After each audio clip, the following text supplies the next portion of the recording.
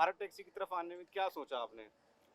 देखिए, ओला उबर तो ये सब बाहर की कंपनी है और ये भारत टैक्सी इंडिया की है ऐप।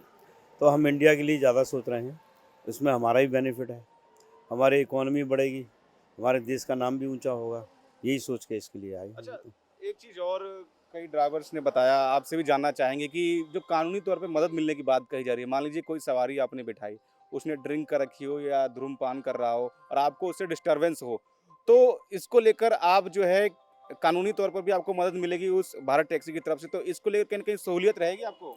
अभी तक ऐसा कोई एक्सपीरियंस नहीं है, अगर कोई ड्रिंक करता है तो उसको आराम से उतार देते हैं, चला जाता है, कोई दिक्कत नहीं, नहीं कोई है। सवारी अगर इस नहीं तरीके नहीं से नहीं बहसबाजी करती है। नहीं नहीं, ऐसा कुछ नहीं है, अच्छा, ऐसे ऐसा कुछ कुछ नहीं है। और भी लोग हैं, आपसे जानेंगे, आप लोग भी आए हुए हैं क्या? अटैच कराने के लिए अटैच कराने के लिए। आप इससे पहले किस चीज़ में अपनी गाड़ी को चला ओला रहे थे? उबर में। ओला उबर में।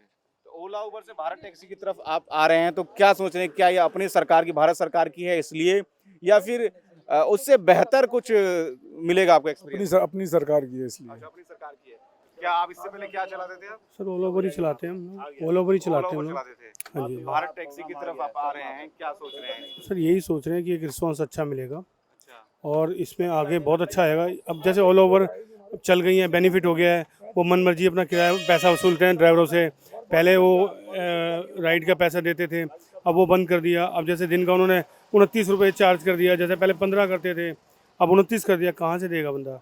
अभी हिंदुस्तान का है अपना, आपने चाहे 50 ले लें, हम इनके लिए तैयार हैं क्योंकि हमारी सरकार हमारे साथ है।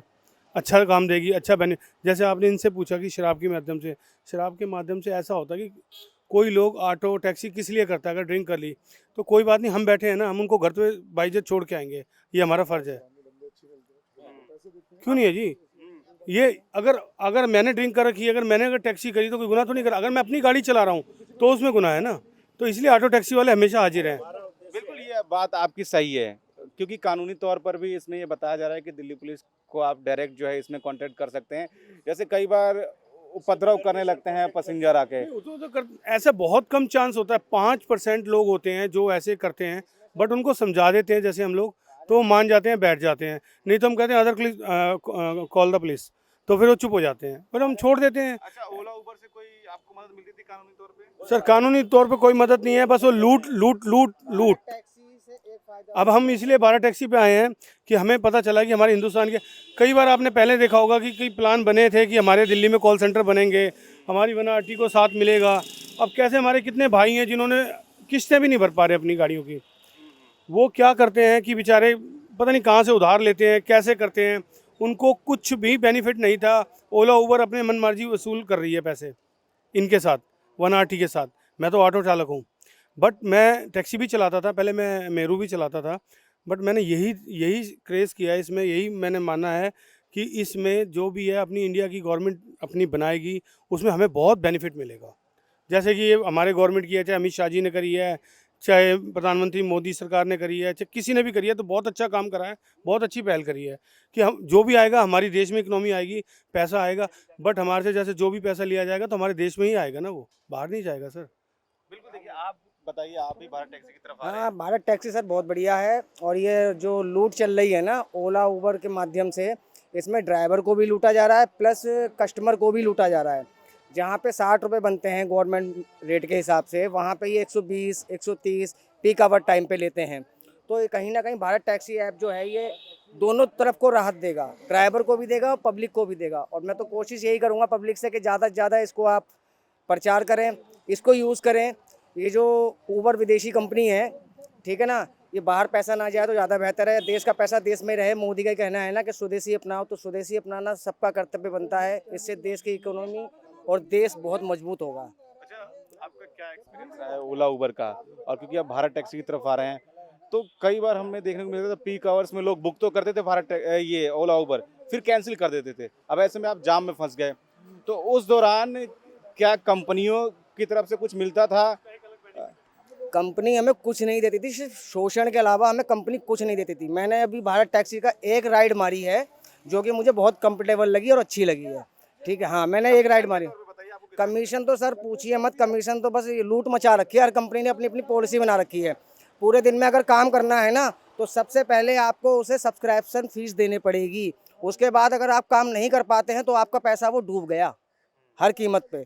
बहुत इन्होंने लूट मचा रखी है और हम चाहते हैं कि हमें थोड़ी राहत मिलेगी ना इसके जरिए, तो बहुत अच्छी है, हमारे लिए सुकून है और पब्लिक के लिए सुकून है।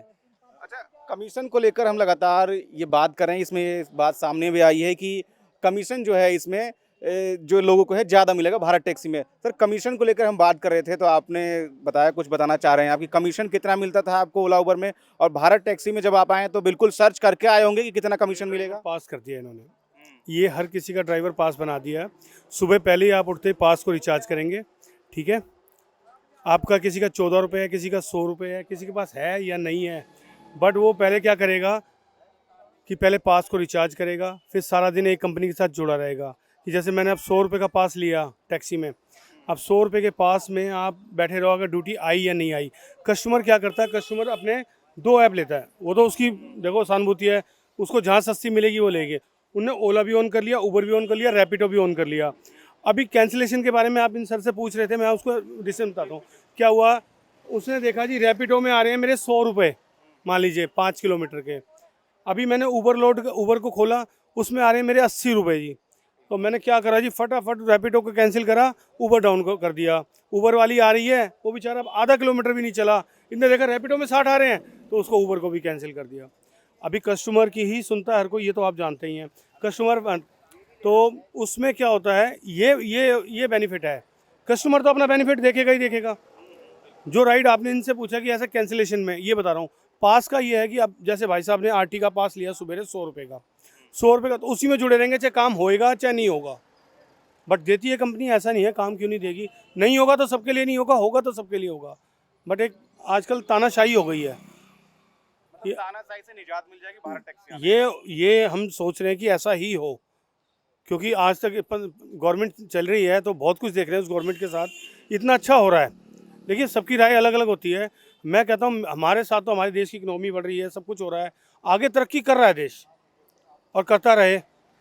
इसीलिए जय हिंद और जय वंदे भारत।